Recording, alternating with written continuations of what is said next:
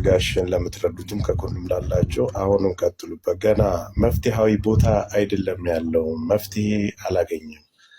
ምናልባት ማለት የፈለኩት ነገር ምንድነው መረዳዳትን መልመድ አለ። ለሱ የሚጎለው ነገር እናንተ ጋር ትርፍ ነገር ሊሆን ይችላል። አንደኛ ልጅ አሳዳጊ ነው በነበረበት እኔ ፊቱ ነው የምናገረው በነበረበት ሀገር ላይ ምናልባት የሄደበትን እንኳ ሰርቶ ባልከፈለበት ጊዜ ላይ ነው ይሄ ነገር ያጋጠመው። ያጋጠመበትን ምክንያት ምንድነው? ግልጽ የሆነ ነገር ነው። በአና ጉዳይ ሁላችንም ተሳትፈን ያልተሳተፈ ሰው የለም። ሰይድ ወረባቦ ለብቻው ይሄ ለምን ደረሰበት? ግልጽና ግልብ የሆነ ነገር ነው። በማንነቱ ነው ይሄው ነው ያለ። ግን እንደ ፌዝ የምታፌዙ ሰዎችን ብዙዎቻችሁን አይቻለሁ። እሱ እኔ አካውንቴ ዋርኒንግ ላይ ስለነበር ነው መናገር ጠፍቶኝ አይደለም። አካውንቴ ነገር ስለሚከፈት እሱን በቤቴ እናገራለሁ። ግን ማለት የፈለኩን ነገር በድጋሜ ሰው ተገፍቶ በዚህ ልክ በሰላም ሀገሩ መኖር እየቻለ ሰርቶ የሚበላ ሰው በዚህ ልክ ሲባረርና ሲፈናቀል እንደ ማፊዣ መጠቀሚያ ሳይሆን ማድረግ ያለባችሁን ነገር በውስጥ ተነጋግራችሁ እርዱት። እሱ ይሄ ልጅ ቅድም የወጣው ልጅ አሁን የተናገረው ነገር በጣም አሪፍ። እኔም ነገ አካውንቴ ስለሚከፈት ቤቴን እከፍታለሁ። ግዴታ ቤት ተከፍቶ መታገዝ ባለበት ልክ መታገዝ አለበት ነው የምለው። ለማንኛውም መልካም ጊዜ ይሁንላችሁ። እመለሳለሁ ትንሽ ቆይቼ። እሺ እናመሰግናለን ጆካ። እሺ እንዴት አመሻችሁ? መናገር ከቻል እኔ ከታች ልቆይላችሁ አቡ አንዳንድ ነገሮች ካሉ የሚኪመቁም ስላሉ ወንዴም ሰላም ብያለሁ። ወንዴ ያየሁት መስሎኛል ከላይ ወነነኝ። እሺ ምንም እህቶችንም ወንድሞችንም እያስገባ ደስታቸው እንዲገልጹ አርግ። እኔም አንድ ቦታ ልልቀቅላችሁ። ሰዓት ስለ ቴዲ አፍሮ ያልተጠበቀ ንግግርን አርቲስት አብርሃም ወልዴ ማድረጉ ተሰምቷል። አርቲስቱ በንግግሩ የአሁኑ የቴዲ ዘፈን ጠበል ነው መሰለኝ ልክፍት ያለባቸው ሁሉ ማስለፍለፍ ጀምሯል ሲል ተደምጧል። ቤተሰቦች ይህንን አዲሱን የፌስቡክ ገጼ ፎሎ በማድረግ ቤተሰብ እንድትሆኑ በትህትና እጠይቃችኋለሁ። የቴዲን አልበም ምንጊዜም ጓጉቼ የሚጠብቅ ሰምቼ የልቤ የሚደርስልኝ ዝም ሲል እንደ ኮረፌ ሊፈላ ሲዘገይ ደግሞ እንደ ወይን ሊጣፍጥ እንደሆነ አውቃለሁ ሲልም ተናግሯል። የአሁኑ ደግሞ ጠበል ነው መሰለኝ ልክፍት ያለባቸው የልካቸውን ማስለፍለፍ ጀምሯል ሲል ተናግሯል። ሐሙስን በመጠበቅ ገና ማክሰኞ ላይ ነኝ፣ እንደ ሮብ ደግሞ ረጅም ቀን የለም ሲል አርቲስት አብርሃም ወልዴ ተናግሯል። እናንተስ ስለ አርቲስቱ ንግግር ምን ትላላችሁ? አሰብ ቁጭ አርጌ ኢንተርቪው መጠየቅ የማልፈልገው ሰው ቴዲ አፍሮ ነው። ቴዲ አፍሮ ይሄ ባለፈው አንተ አላውቀውም ያልከው በእርግጥ እሱ በአንተ እሱን አላውቀውም ማለት ውስጥ ካንተ ኋላ ያለውን ድቅድቁን የማወቅ አቅም አለው እሱ።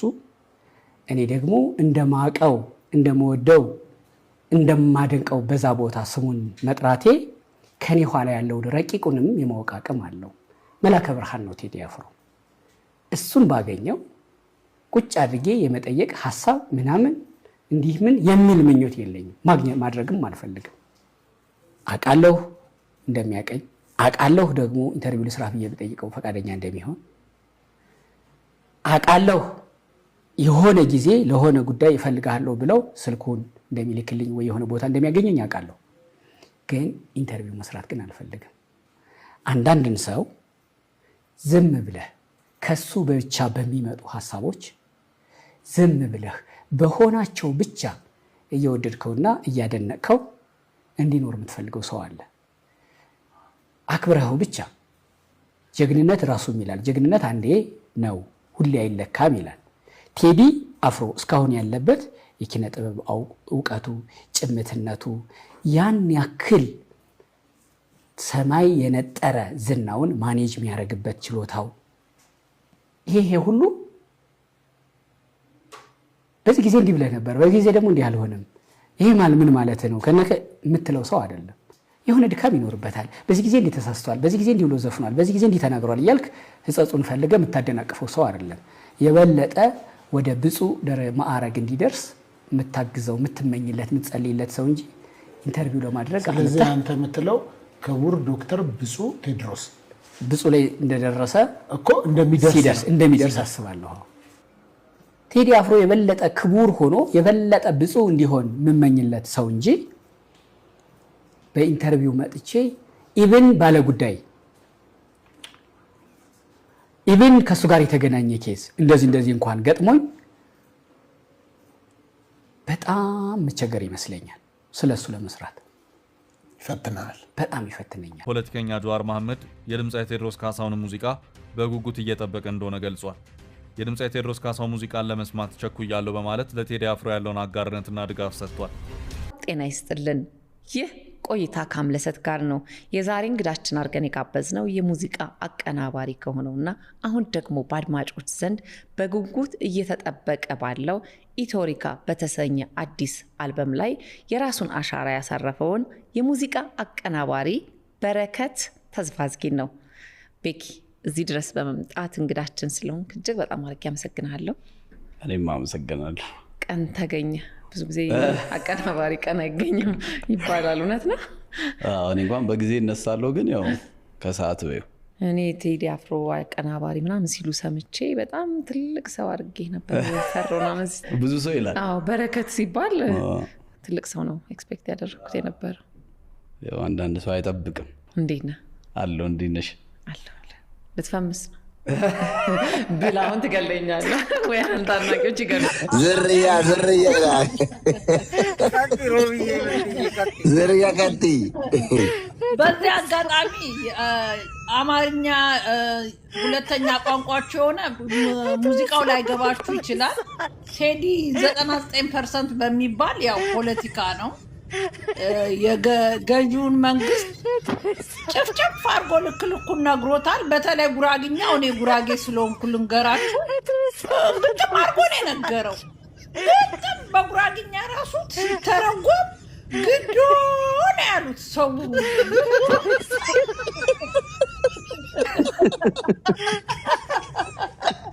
እና ፍቅር መስሏችሁ ቦስተነዋል እናወርዳለን ያላችሁ በእናታችሁ እንዳታወርዱት ብለን እንድንለምን ስትታሰሩ ታወርዱታላችሁ።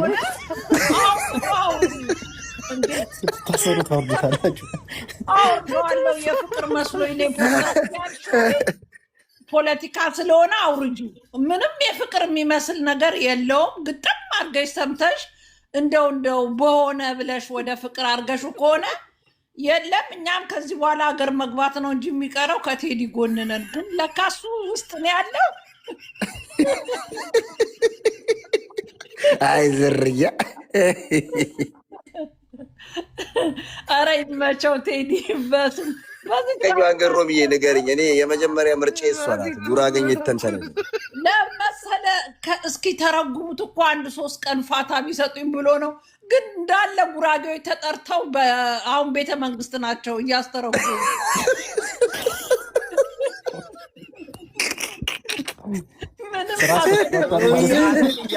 ሮብዬ አንድ ጥያቄ አለ። ጎንደር ሙሽራ ነሽ እንጂ ጽዮን ሙሽራ ነሽ የሚባል ሙዚቃ ሰምተሽ ታውቂያለሽ? ሙሽራ ናት ጽዮን ኦፍ ኮርስ። እንዴ በሙዚቃ ማለት በሙዚቃ ደረጃ ጽዮን ሙሽራ ነሽ ፍጹም አልሰማንም እስካሁን ድረስ። ይሄው ሙሽራ መሆኗን ነገራ። እስከዛሬ ካልሰማ ዛሬ ሰማ። እሺ የ17 መርፌዋን ለማካካስ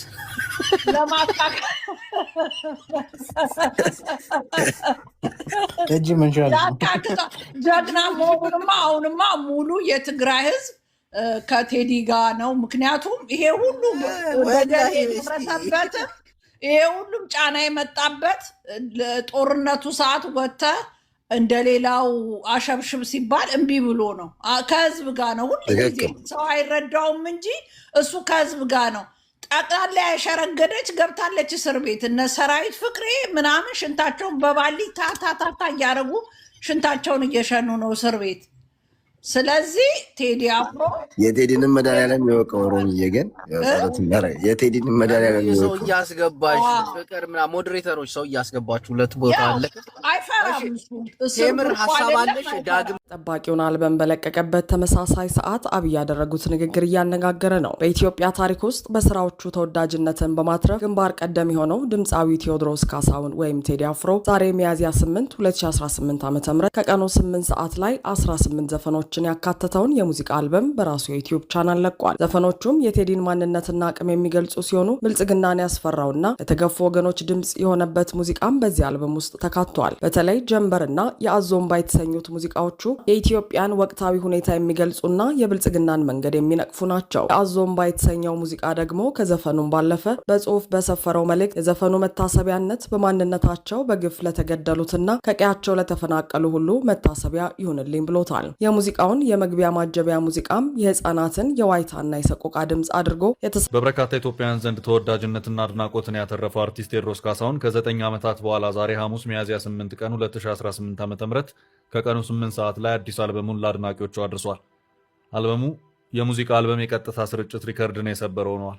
114,000 ሰዎች በደቂቃዎች ውስጥ በቀጥታ ስላደመጡት የቴዲ አፍሮ አልበም የምንለዋለን። የቴዲ አፍሮ አልበም ሪከርድ መስበሩ ተነገረ። በቀጥታ ስርጭት በደቂቃዎች ውስጥ 114,000 ሰዎች አልበሙን አድምጠዋል። 110,000 ሰዎች በትዕግስት የአልበሙን መለቀቅ ጠብቀዋል። በበርካታ ኢትዮጵያውያን ዘንድ ተወዳጅና አድናቆትን ያተረፈው አርቲስት ቴዎድሮስ ካሳሁን ከ9 ዓመታት በኋላ ዛሬ ሐሙስ ሚያዝያ 8 ቀን 2018 ዓ.ም ከቀኑ 8 ሰዓት ላይ አዲስ አልበሙን ለአድናቂዎቹ አድርሷል። ታዲያ የአልበሙን መለቀቅ በኦንላይን ሲጠባበቁ የነበሩ ሰዎች ቁጥር ከ100,000 በላይ መሆኑ ግርምት ሲፈጥር ሙዚቃዎቹ እየተለቀቁ ባሉበት በደቂቃዎች ውስጥ 114,000 ሰዎች በቀጥታ ተከታትለዋል። በሀገር ውስጥ መሰማቱ በዚህ ደረጃ አንድ አልበም ወይም ሙዚቃ በዩቲዩብ ተለቆ ይህን ያህል ሰው በቀጥታ ስርጭት የተከታተለ አለመኖሩ ተገልጿል። መሬማ ምንም ጥያቄ የለውም። መሬማ በጣም ብዙ ነገር ነው አይምሮ ላይ የመጣውና በተለይ ግጥሙ በቃ ላይክ አሁን ብዙዎቻችሁ ይህ ባብል መንደብ ምናምን ሲባል አሁን ምንም ላታውቁት ትችላላችሁ። አካባቢ ወደ የመን የምትሻገርባት የ3 ሰዓት ተኩል በጀልባ የ3 ሰዓት እና ባብል መንደብ ትባላለች ስሟ። ከዛ ሄዶ የታረፈ ሰንዓ ከተማ ምናምን በቃ በጣም የሚገርም ስራ ነው።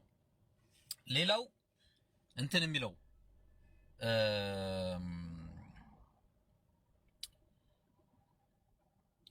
ቆይ እዚህ እያየለ ምን አልነግራችሁም።